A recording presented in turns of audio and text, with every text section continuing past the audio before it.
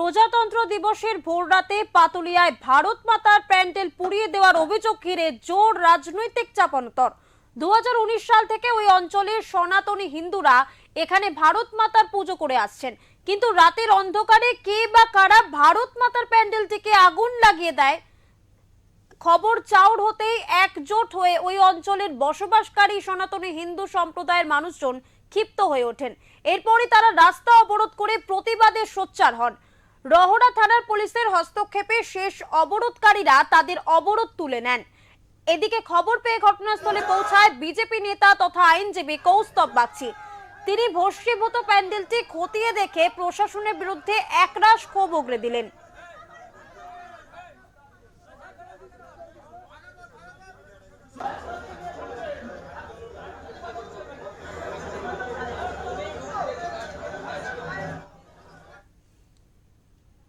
এই বিষয়ে কথা বলবো আমাদের প্রতিনিধি প্রতীতি ঘোষের সাথে।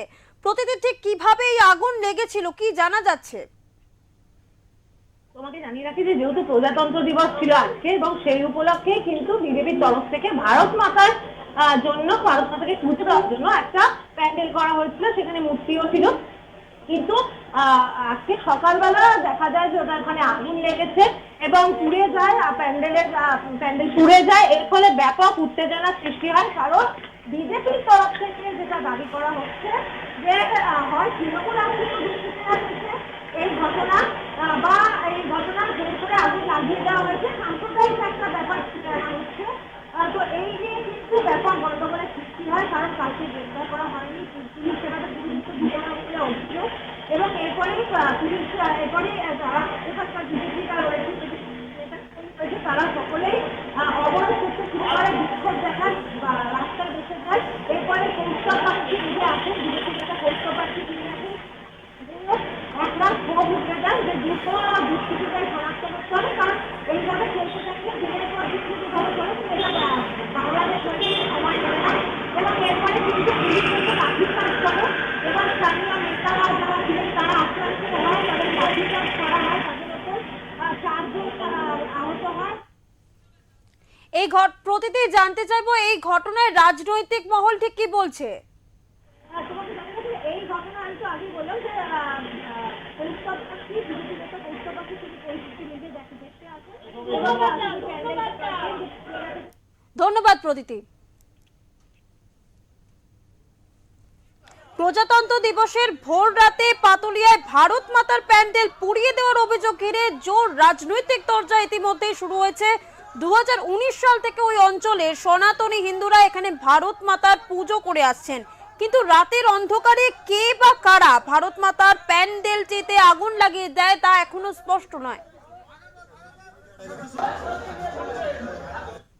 যাতে 70% ঐক্যবদ্ধ হয়ে গিয়ে বাকি 30% এখান থেকে সবাই তখন পালাতে হবে, তাদের লেজ গুটিয়ে পালাতে। আমরা এই পরিস্থিতি কেউ চাই না, কিন্তু বারংবার হিন্দু ধর্মের প্রতি আক্রমণ, সনাতন ধর্মের প্রতি আক্রমণ, এই জিহাদি শক্তিদের যারা বারবার যা হচ্ছে এবং প্রশাসনের যে সম্পূর্ণ নিষ্ক্রিয়তা আমরা লক্ষ্য করছি, এই জিনিস সহ্য করা যায় না। আমরা প্রশাসনকে বলেছি তারা যাতে আইনানুগ ব্যবস্থা নেয়। তারা যদি আইনানুগ ব্যবস্থা না নেয় তাহলে সনাতনীরা তাদের নিজেদের ধর্ম রক্ষা করতে যা যা করার সনাতনীরা খুব ভালো করে জানেন যে নিজেদের ধর্ম কি করে রক্ষা করতে হয়। যা ক্রিয়া হয়েছে তার সমান প্রতিক্রিয়া হবে যদি প্রশাসন ব্যবস্থা না নেয়। পুজো কি আবার হবে? এখন করবে সবকিছু হবে। জিহাদিদের আক্রমণের জন্য পুজো বন্ধ হয়ে যাবে? এ ভারতবর্ষ আমাদের, এ বাংলা আমাদের, হিন্দু বাঙালিদের হোমল্যান্ড আমাদের।